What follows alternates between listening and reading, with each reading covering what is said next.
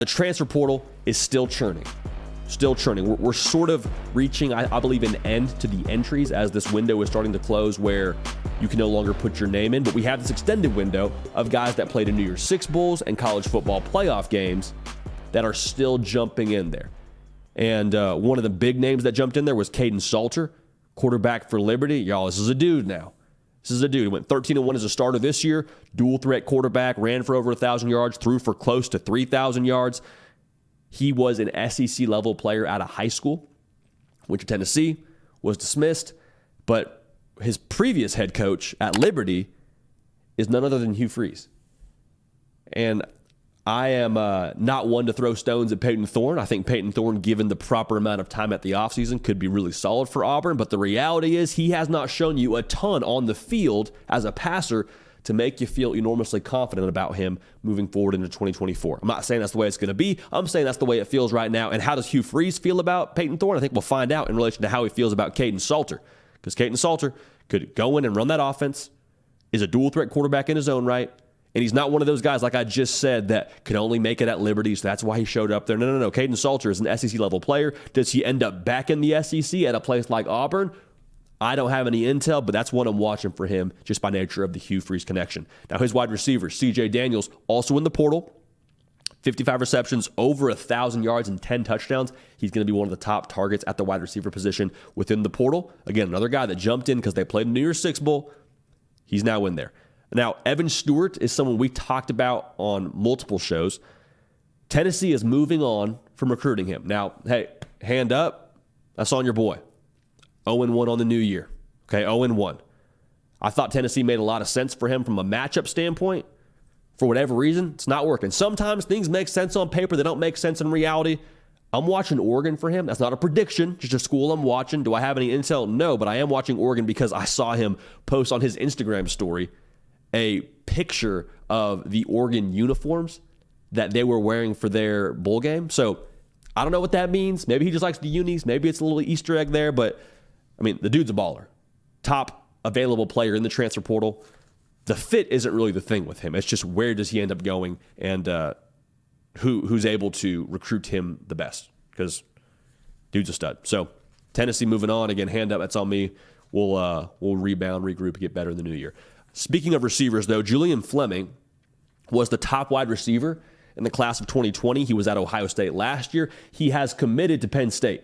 Now, this is massive for Penn State because if you've watched them at all this year, you understand they got a good quarterback in Drew Aller, at least I believe a good quarterback in Drew Aller. I think he showed flashes. They got solid running back room coming back with Nick Singleton and Katron Allen. You expect the defense to be good yet again, but here's the deal now. They were not able to have that extra gear offensively, and that was most visible in the Peach Bowl.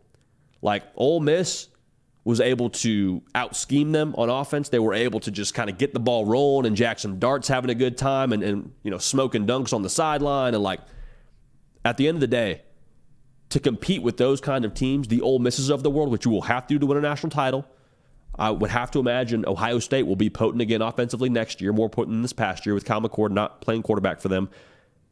No shade to Kyle McCord, just kind of the reality. You got to be able to score with teams. And they were not explosive at all last year throwing the football. They lacked a true wide receiver one. I feel like that was pretty obvious. Is Julian Fleming that guy for them? Based on his skill set out of high school and based on the fact that he was at Ohio State, I think he very well can be. Quick note on Julian Fleming. He got on the field at Ohio State. So it wasn't like he was just buried in the depth chart. He just wasn't the go-to guy. And it's one thing to not be the go-to guy as the number one wide receiver in your class. It's another to not be the go-to guy at a place like Ohio State where you got Emeka Egbuka, Marvin Harrison Jr., and other freak shows running around in that room. So I don't judge Julian Fleming in a different light because he wasn't the dude at Ohio State. I think a lot of that's just fit, and I think a lot of that's wide receiver room. Kind of got a theme here with wide receivers. Dorian Singer, wide receiver at USC and formerly a wide receiver at Arizona, is back in the portal. He had over 1,000 yards in 2022. With Arizona. Guy can play. So don't let the lack of success that was similar to what he had at Arizona deter you from thinking he's going to be a dude. He will be highly sought after. I have to believe that. I think he'll have a lot of options. Now, Nick Scourton is the best edge available in the transfer portal per us here at On 3. He is a transfer from Purdue, and he visited Texas A&M yesterday. He might be on a visit to Florida State as we speak. He visits Missouri tomorrow, and the day after that, he's at Oklahoma. So dude's going to be pretty much on tour the next few days. But he was the Big Ten leader in sacks last season. We've seen, man, if you just have a game wrecker off the edge, that changes the entire complexion of how teams scheme against you. I think it changes the entire complexion of your ceiling as a team. I'm not saying Nick Scourton is that, but I'm saying he can be that for you should he land in the right situation. So we'll see where he ends up at. We'll have, obviously, thoughts wherever he ends up at, but that's another big fish, arguably the biggest fish next to Evan Stewart out there in the transfer portal right now. So we'll keep an eye on all things portal. We always do right here on this platform, the On3 YouTube channel, so make sure you're subscribed. But there's a lot to talk about when it comes to what's going down in the portal right now. This show is brought to you by Prize Picks. And if you want to have a $100, I'll rephrase that, 100% deposit match up to $100 when you redeem code JD. So maybe your team didn't make the national championship. Maybe you're a Bama fan. Maybe you're a Baylor fan. Maybe you're an Auburn fan. Whoever you root for, if your team's not playing in this game, what better way to enjoy this football game? Have some stake in it. And Prize Picks is a great way to do that. Again, you sign up, redeem code JD, you put $75 down. Prize Picks matches you when you redeem code JD, $75 as well. Got $150 to play with. Roll Party Roll. So, really important to follow me right now on Instagram and on Twitter at JD Piquel, because these squares will become updated as we move closer and closer to game time. We got some early squares out right now, but what I want to say is the squares that we talk about right now, we may adjust, we may add to it as we get closer to game time. So if you want our actual play on this game, make sure you're following me at JD Piquel on X or Twitter, whatever you call it, especially there, because we'll have the play for you. And, we'll see what happens, but I will just say this, the last two were 2-0. So take that as you will. Rome Odunze, his total is 97.5 receiving yards. Love the more there. In a game like this, dance with the one that brung you. Michael Penix Jr. can place the ball pretty much wherever he wants to, it seems like. Doesn't matter. He can hit seagull flying overhead. He will be able to place the ball wherever he wants to place it.